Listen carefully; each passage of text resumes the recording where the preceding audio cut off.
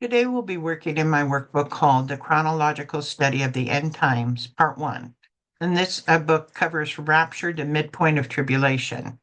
Looking at the table of contents, we have handled chapter 1, which has to do with rapture, both as in Thessalonians and then in chapter 4 of Revelations, where John goes up to heaven. I'm matching that to rapture and what he sees up there. And of course, he sees the those surrounding the throne of God and things like that. Then we handled the time between rapture and tribulation. Tribulation starts when the Antichrist signs a peace treaty between Israel and her enemies, and raptures happen. There's no connection as to how long between the two these exist. We do know that there has to be a number of things that have to have happened. Some of these may happen before rapture, but these things have to have occurred already before tribulation starts. So we have already done the League of 10 Nations. Now that I could definitely see after rapture, countries trying to gather land or hold on to their land, and they're rapidly become a League of 10. There was we had thought the United Nations was that. We had thought the European Union was that. European Union had more closer chance of being it because it was in the correct area, but it had more than 10 nations. So the League of 10 Nations hasn't happened yet, although there's been similarities to it that have come through. Now we're going to talk about the rise of Babylon. And that is another situation where people have different views of what it could be. And I will tell you what I come up with. But anyway, the rise of Babylon. With the League of Nations ruling the world, there will be a need for a world city where they all can come together, much like the present day United Nations. With the reorganization of kingdoms, New York will no longer be a logical place to meet in Babylon, as a world city will be born. The reason why New York City will no longer be logical is planes have fallen and they can't get to United States as easy. So they want a place. I mean, my belief is they will have a place in on the continent of Europe. And Revelation only talks of the destruction of the Babylon and not its creation. So we have to extrapolate back for its origin. When you read Revelations, it only talks about the fall of Babylon. It doesn't talk about the rise of Babylon. So we have to figure it has risen sometime.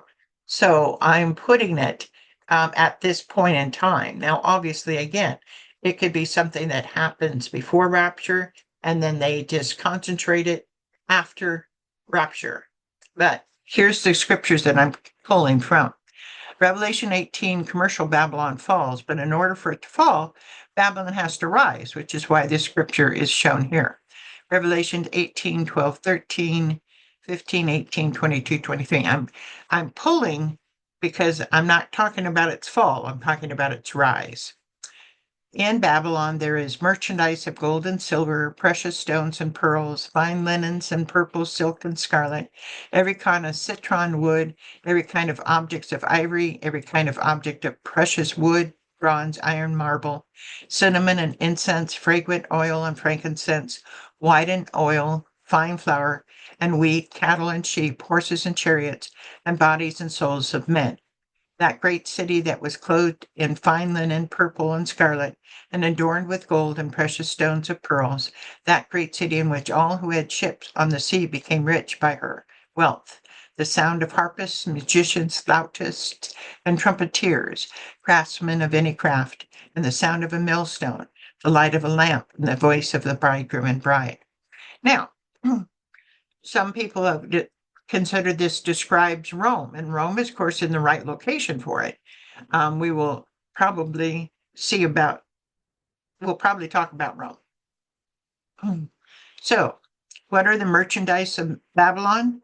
We have merchandise of gold and silver, precious stones and pearls, fine linen, and purple, silk and scarlet, every kind of citron wood, every kind of object of ivory, every kind of object of most precious wood, bronze, iron, and marble, cinnamon and incense, fragrant oil and frankincense, wine and oil, fine flour and wheat, cattle and sheep, horses and chariots, and bodies and souls of men.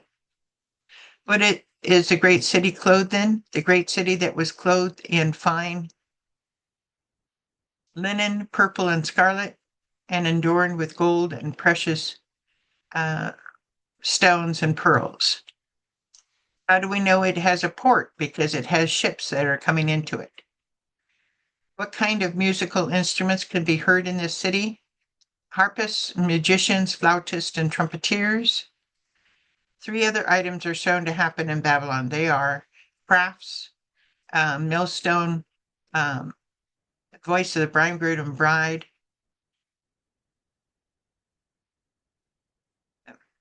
light of a lamp, and the voice of the bridegroom and bride. Okay, that's just reviewing what we read so that we make sure we saw all the little details. Now let's get into some questions and answers. Is New York of the United States Babylon? A lot of people suggest this. Many people believe that New York is the Babylon city talked about in Revelation 17 and 18, and in many ways it is similar. It is a city affecting global finances and economics. It's a city with a port.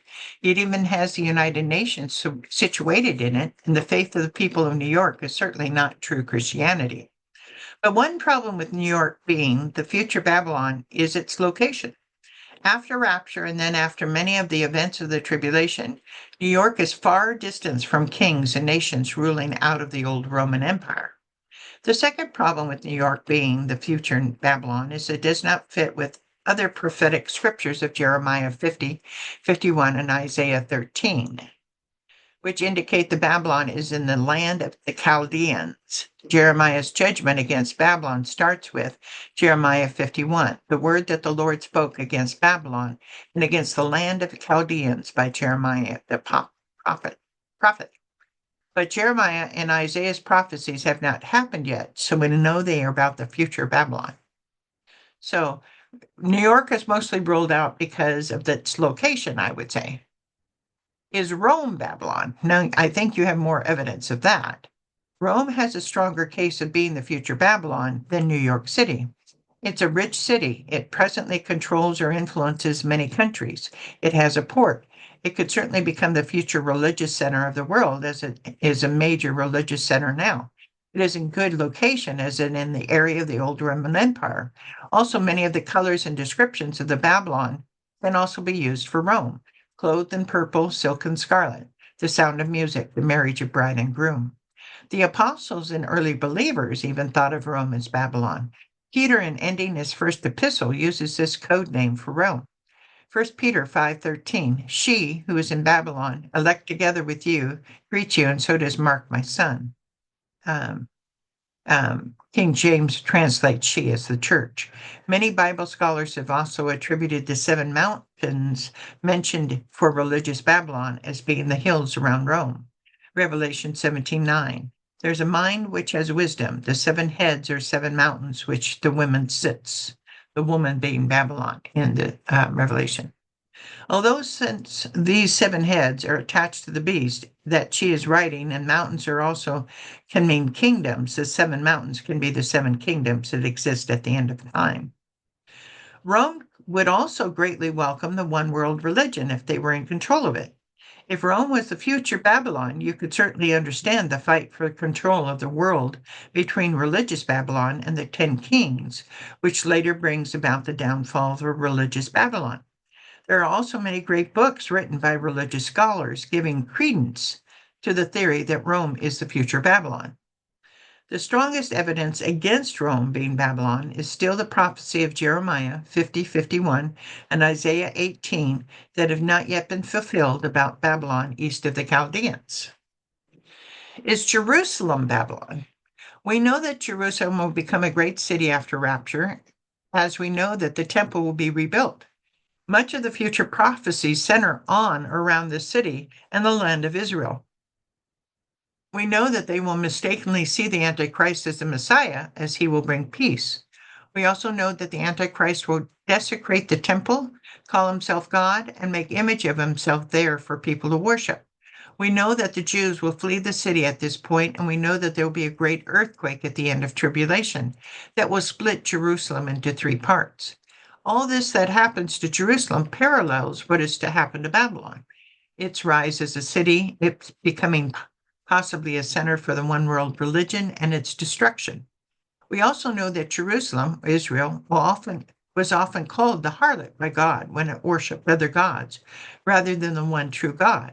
Hosea 9:1a. Do not rejoice, O Israel, with joy like other peoples, for you have played the harlot against your God. There's a couple arguments against Jerusalem being the future Babylon. First, since Jerusalem is the city of David, will all heaven rejoice at her destruction? Revelation 19:1 true. 1 to 2. After these things, I heard a loud voice of a great multitude in heaven saying, Alleluia, salvation and glory and honor and power belong to the Lord our God. For true and righteous are his judgments, because he has judged the great harlot who corrupted the earth with her fornication, and he has avenged on her the blood of his servants shed by her. Secondly, we know that Jerusalem will eventually be the spot of the New Jerusalem. Yet this contradicts the words of the angel that says Babylon will be no more. Revelations 18:21. There's a mighty angel took up a stone like a great millstone and threw it into the sea, saying, Thus with violence the great city Babylon shall be thrown down and shall not be found any more. Third, if Jerusalem was Babylon, then Babylon would not be listed separately during the final major earthquake in Jerusalem. Revelation 16:19. Now the great city Jerusalem was divided into three parts, and the cities of the nation fell. And great Babylon was remembered before God to give her the cup of the wine of the fierceness of his wrath. Lastly, the argument against Jerusalem being Babylon is the same as the one used against New York or Rome, being Babylon, namely Jeremiah 50:51, which indicates Babylon is east of the Chaldeans. Is Babylon? This, I believe, is the best theory, but again, we'll have to see what happens. First of all, consider that the country of Israel in future prophecy was always considered symbolic until Israel became a country in 1948.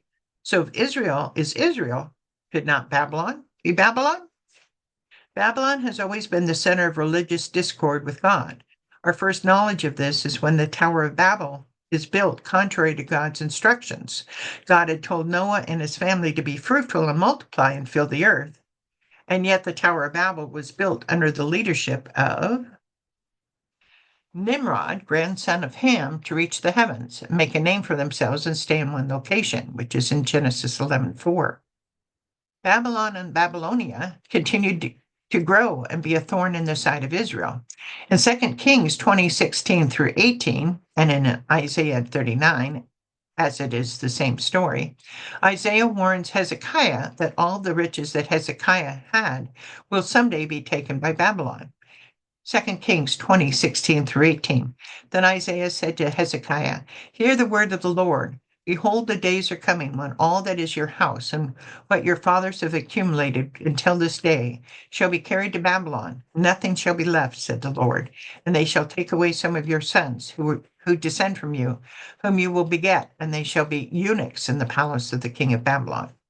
Of course, the capture and the control of land and the people of Judah for 70 years by King Nebuchadnezzar, the king of Babylon, is much written about in the books of Kings, Chronicles, Isaiah, Jeremiah, Ezekiel, and Daniel. Babylon, as predicted by Daniel in his dream, was eventually taken over by the Assyrians, then the Medes and Persians. By mid-7th century, Mesopotamia and the Muslim Empire took control of the area. From 1983 to 2003, Saddam Hussein was in the process of rebuilding Babylon. Then in 2003, the United States built its military base called Camp Alpha right on the ruins of Babylon for the Iraqi war. An article published in 2006 in the International Herald Tribune states that UN officials and the Iraqi leaders have plans to restore Babylon and make it a cultural center. Will Babylon be the United Nations of the tribulation? The prophecy of Jeremiah 50:51 and Isaiah 13 indicate that Babylon, east of the Chaldeans, will be destroyed in such a way that it will never be built again. As yet, this prophecy has not happened. Jeremiah 50:39-40. Therefore, the wild desert beast shall dwell there, Babylon, with the jackals, and the ostriches shall dwell in it. It shall be inhabited no more forever, nor shall it be dwelt in from generation to generation. As God overthrew Sodom and Gomorrah and their neighbors, says the Lord, no one shall reside there, nor son of man shall dwell in it. For this prophecy to happen, Babylon has to be rebuilt. We certainly know that Babylon will be fully and completely destroyed in the latter part of tribulation, very similar to what Jeremiah says to Babylon of Jeremiah, and the Babylon of Revelation has to be the same. Okay. Although it's hard to tell on the map, we know that Babylon has a port. Isaiah 43:1-14, 43:14b. For your sake I will send to Babylon and bring them all down as fugitives, the Chaldeans who rejoice in their ships. What does it mean the bodies and souls of men are listed as a merchant item? Apparently, one of the products bought and sold in the future Babylon will be slaves. The souls of men may refer to the mark of the beast taken on the residents of Babylon, and therefore the slaves of those residents. So what do you believe? Could be Babylon, could be Rome. I still believe that Rome is possible. The only problem I have with Rome is it's Catholic. And I see the rise of Muslim in the tribulation. But and also Rome is a little more centralized in its location. But we'll see when it happens. Okay, that's the end of this story. Talk to you later.